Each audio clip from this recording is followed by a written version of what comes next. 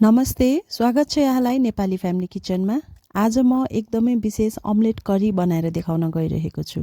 यो omelette curry एकदमै मिठो र बनाउनमा पनि छिटो हुन्छ। यसलाई एकदमै पर्फेक्ट बनाउनको लागि चाहिँ हामीले केही ट्रिक्सहरूलाई फलो गर्नुपर्ने हुन्छ। भिडियोलाई अन्तिमसम्म हेर्नुहोला। भिडियो मन परेमा तल रहेको लाइक बटनलाई प्रेस गर्न नभुल्नुहोला। साथसाथै तपाईले यो भिडियोलाई आफ्नो साथीभाइ परिवारसँग शेयर गर्न सक्नुहुन्छ र नयाँ हुनुहुन्छ भने सब्स्क्राइब पनि गर्नुहोला है त। सुरु गरौँ आजको हाम्रो अमलेट करीको रेसिपी। अमलेट करी बनाउनको लागि चाहिँ सुरुमा मैले 4वटा अन्डालाई फुटाएर एउटा कचौरामा हालेको छु। अब यसमा हामी हाल्छौं नुन स्वाद अनुसार, एकदमै थोरै मसिनो गरी काटेको प्याज, मसिनो गरी काटेको एउटा टमाटर, मसिनो गरी काटेको धनिया। यो सबैले अन्डासँग मज्जाले फिट्नुपर्छ। यी सामग्रीहरू अन्डामा हालेर फिट्दा अमलेटको स्वाद एकदमै मिठो हुने गर्छ। अब मैले ग्यासमा एउटा तावालाई बसालेको छु। त्यसमा 2 देखि 3 चम्ची तोरीको तेल हाले। अघि मैले फिटेर राखेको अन्डाको आधी भाग जति मैले त्यो प्यानमा हालेर एकछिन पकाउनलाई छोड्दिन्छु। यो अमलेट बनाउँदा हामीले ग्यासको हिटलाई एकदमै हाईमा राख्नुपर्ने हुँदैन, मिडियम हिटमा राखेर मैले यो अमलेट बनाउँदै छु। केही बेर तलको भाग मजाले पाक्छ अनि माथिको भाग राम्रोसँगले सुक्छ। त्यसपछि मैले त्यो पुन्युको सहायताले उल्टो फर्काएको छु। हेर्नुस् त, नजिकबाट हेर्दा यो अमलेट कति मिठो र अहिले नै खाइहालौँ जस्तो लागेको छ। तर अहिले नै हामीले यसलाई खानुपर्ने हुँदैन, यसलाई हामीले करीको लागि प्रयोग गर्छौं।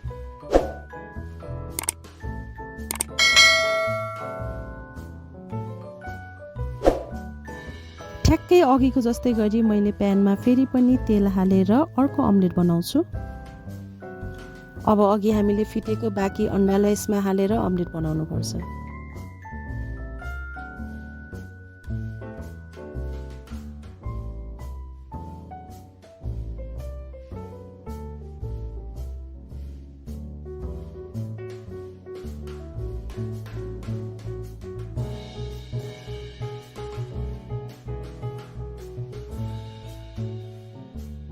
एकैछिनमा कति सजिलैसँग 2वटा अमलेट पनि बनिसकेको छ।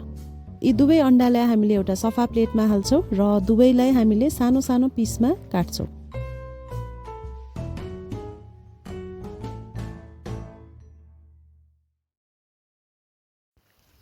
तपाईले भिडियोमा देखाए जसरी अन्डालाई एकदमै सानो आकारमा होइन कि मिडियम आकारमा काट्नुपर्ने हुन्छ।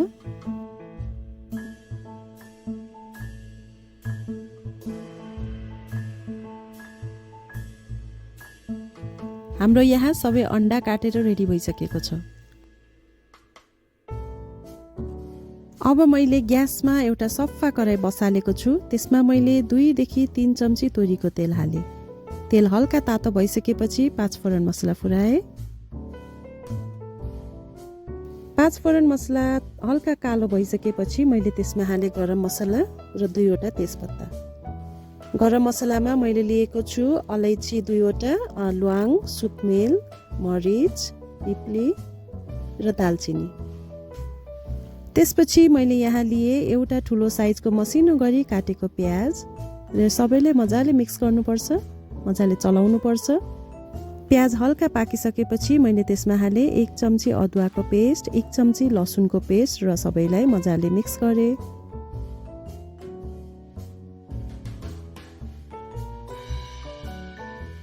केही बेर पछि मैले त्यसमा हाले आधी चम्ची बेसार, नुन हाले स्वाद अनुसार, जिरा धनियाको पाउडर हाले 1 चम्ची र 1 चम्ची हाले कश्मीरी रातो धुलो खोर्सानी। त्यसपछि मैले मिडियम साइजको 4 देखि 5वटा टमाटरलाई प्युरी बनाएर हालेको छु।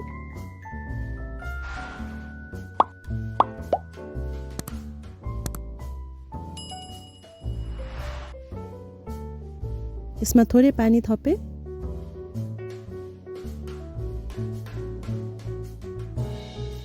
एकैछिन मजाले चलाए र अब कराईलाई बिर्को लगाएर एकछिन पाक्नलाई छोडिदिए। केही बेर मजाले पाकिसकेपछि मैले बिर्को खोल्दाखेरि हाम्रो पेस्ट यस्तो देखिन्छ।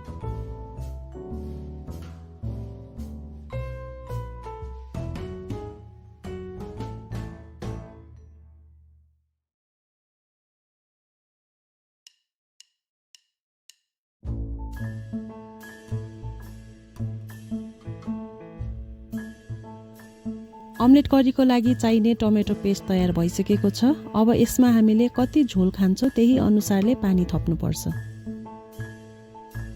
लगभग 1 गिलास जति पानी थपिसकेपछि मैले त्यसलाई केही बेर उम्लिनको लागि बिर्को लगाएर छोडिदिएको छु।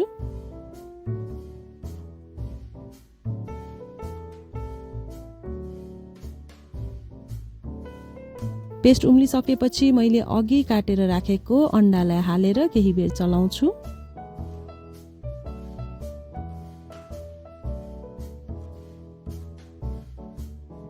र एकैछिन बिर्को लगाएर पाक्नलाई छोडिदिन्छु।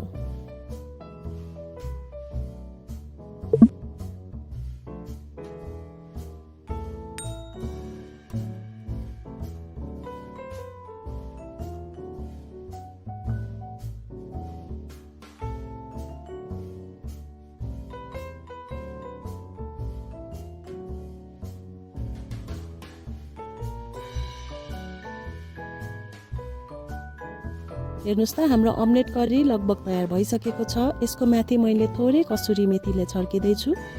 एकैछिन बिर्को लगाएर पकाउन छोडिदिए ताकि कसुरी मेथीको बास्ना मज्जाले फैलियोस्। र अन्तिममा मैले थोरै काटेको धनियालाई माथिबाट छर्किए। हेर्नुस् त हाम्रो अमलेट करी एकदमै मजाले पाकिसकेको छ।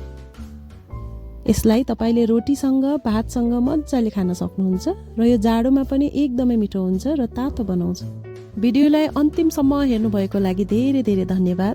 तपाईलाई आजको हाम्रो रेसिपी कस्तो लाग्यो? मन परेमा लाइक, शेयर र नयाँ हुनुहुन्छ भने सब्स्क्राइब गर्न नभुल्नुहोला।